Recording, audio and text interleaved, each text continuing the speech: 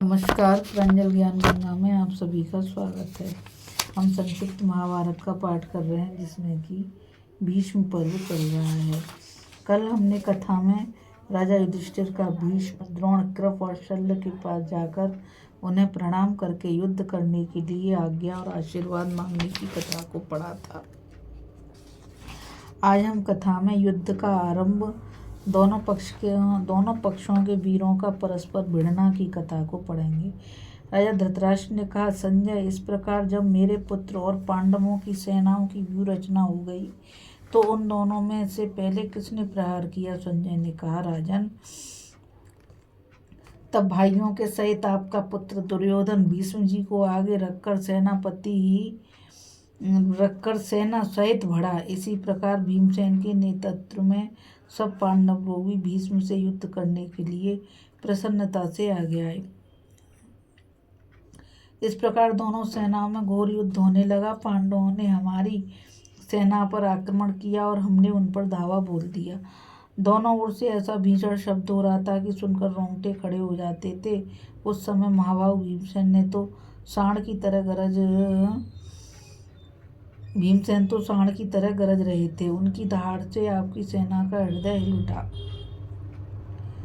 तथा सिंह की दहाड़ सुनकर जैसे दूसरे जंगली जानवरों का मलमूत्र निकल जाता है, उसी प्रकार आपकी सेना के हाथी, घोड़े आदि वाहन भी मलमूत्र त्यागने लगे। भीमसेन विकट रूप धारण करके आगे बढ़ने लगे। यह देखकर आपके पुत्रों ने उन्हें बाणों से इस प्रकार ढक दिया जैसे मेघ सूर्य को छिपा लेते हैं।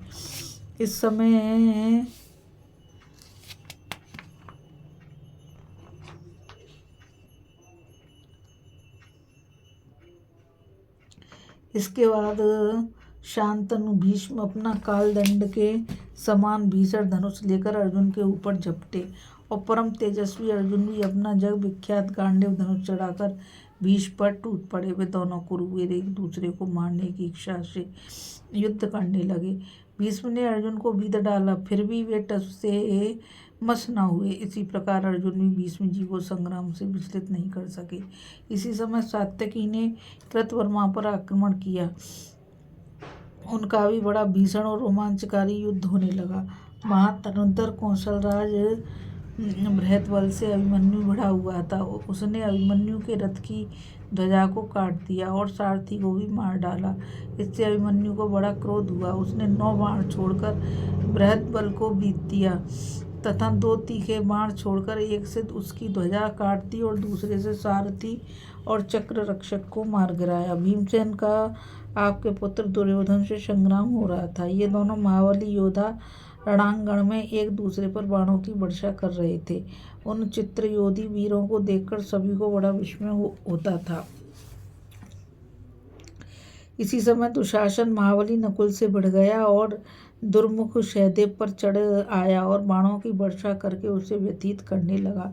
तब सहदेव ने एक बहुत ही तीखा बाण छोड़कर उसके सारथी को मार डाला। फिर वे दोनों वीर आपस में बदला लेने के विचार से एक दूसरे को भयंकर बाणों से पीड़ित करने लगे। स्वयं महाराज युधिष्ठिर शल्य के सामने आए। मद्रराज शल्य ने उनके धनुष के 2 टुकड़े कर दिए। धर्मराज ने तुरंत ही दूसरा धनुष लेकर मद्रराज को बाणों से आच्छादित कर दिया। धृष्टद्युम्न द्रोणाचार्य के सामने आया। द्रोणाचार्य ने कुपित होकर उसके धनुष के 3 टुकड़े कर दिए और फिर एक कालदंड के समान बड़ा भीषण बाण मारा जो उसके शरीर में घुस गया। तब धृष्टद्युम्न ने दूसरा धनुष लेकर 14 बाण छोड़े और द्रोणाचार्य को बीत दिया। इस प्रकार वे दोनों वीर क्रोध में भरकर बड़ा तुमुल युद्ध करने लगे। शंख ने बड़े वेग से सोमदत्त के पुत्र भूरिश्रवा पर धावा किया और खड़ा रहे ऐसा कहकर उसे ललकारा। फिर उसकी दाहिनी भुजा काट डाली। तब भूरिश्रवा ने शंख की गले और कंधे के बीच की हड्डी पर प्रहार किया। इस प्रकार उन रणोन्मत्त वीरों का बड़ा भीषण युद्ध होने लगा। राजा वाल्मीकि को संग्राम में देखकर चेदीराज धृष्टकेतु सामने आया और सिंह के समान गरज कर उन पर बाण बरसाने लगा। उसने 9 बाण छोड़कर राजा वाल ही को बीत दिया। फिर वे दोनों वीर क्रोध में भरकर गर्जना करते हुए एक दूसरे से लड़ने लगे। राक्षस राज अलम्बुश के साथ क्रूरकर्मा घटोत्कच भिड़ गया। घटोत्कच ने 90 बाण मारकर अलम्बुश को छेद डाला था। अलम्बुश ने भी भीम सुमन घटोत्कच को झुकी नोक वाले बाणों से छलनी छलनी कर दिया। महाबली शिखंडी ने द्रोणपुत्र अश्वत्थामा पर आक्रमण किया। तब अश्वत्थामा ने तीखे तीरों से बीधकर शिखंडी को अधीर कर दिया। फिर शिखंडी ने भी एक अत्यंत तीखे बाण से द्रोणपुत्र पर चोट की। इस प्रकार वे संग्राम भूमि में एक दूसरे पर तरह तरह के बाणों से प्रहार करने लगे। सेना नायक विराट महावीर भगदत्त से भिड़ गए और उनका घोर युद्ध होने लगा। मेघ जिस प्रकार पर्वत पर जल बरसाता है, उसी प्रकार विराट ने भगदत्त पर बाणों की वर्षा की।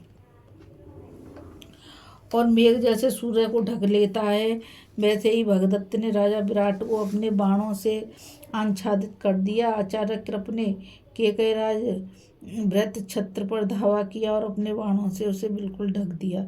इसी प्रकार केकयराज ने कृपाचार्य को बाणों में विलीन कर दिया। उन दोनों ने एक दूसरे के घोड़ों को मारकर धनुष काट डाले। इस प्रकार रथहीन होकर वे खड़ग युद्ध करने लगे, आमने सामने आ गए। उस समय उनका बड़ा ही भीषण और कठोर युद्ध हुआ। राजा द्रुपद ने जयद्रथ पर आक्रमण किया। जयद्रथ ने 3 बाण छोड़कर द्रुपद को घायल कर दिया और द्रुपद ने जयद्रथ को बाणों से बीत दिया। आपके पुत्र विकर्ण ने सुत सोम पर धावा किया। दोनों में युद्ध ठन गया। उन दोनों ने एक दूसरे को बाणों से बीत दिया, परंतु उनमें से किसी ने भी पीछे पैर नहीं रखा। महारथी चेकितान सुशर्मा पर चढ़ गया, किंतु सुशर्मा ने भीषण बाण वर्षा करके उसे आगे बढ़ने से रोक दिया।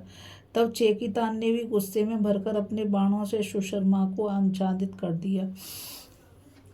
शकुनी ने परम पराक्रमी प्रतिबिंद पर आक्रमण किया, किंतु युधिष्ठिर कुमार प्रतिबिंद ने अपने पैने बाणों से छिन्न भिन्न कर दिया। सहदेव के पुत्र श्रुतकर्मा ने काम्बोज महारथी सुदक्षिण पर धावा किया। सुदक्षिण ने उसे अपने बाणों से बीत दिया, फिर भी वह युद्ध से डिगा नहीं। फिर वह क्रोध में भरकर अनेकों बाणों से सुदक्षिण को विदिशा करता हुआ घोर युद्ध करने लगा। अर्जुन का पुत्र इरावान श्रुतायु के सामने आया और उसके घोड़ों को मार डाला। इस पर श्रुतायु ने कुपित होकर अपनी गदा से इरावान के घोड़ों को नष्ट कर दिया। फिर उन घोड़ों का घोर युद्ध होने लगा। महारथी कुंती भोज ने अवंतीराज बिंद और अनुबिंद का संघर्ष हुआ। वे अपनी अपनी विशाल वाहिनियों के सहित संग्राम करने लगे।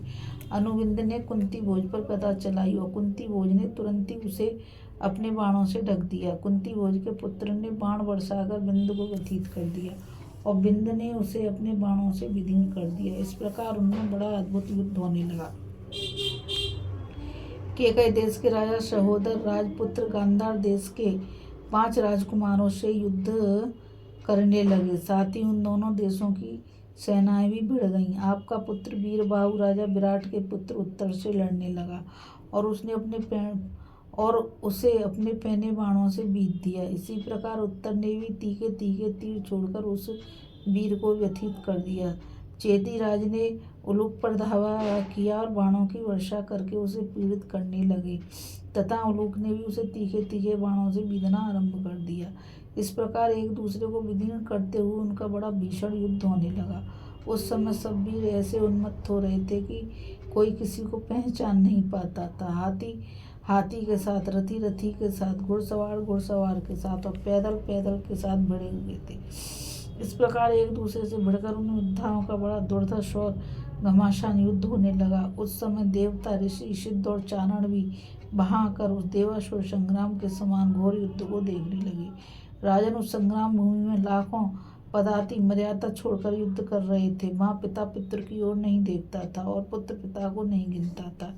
इसी प्रकार भाई भाई की, भांजा मामा की, मामा भांजे की और मित्र मित्र की परवाह नहीं करता था।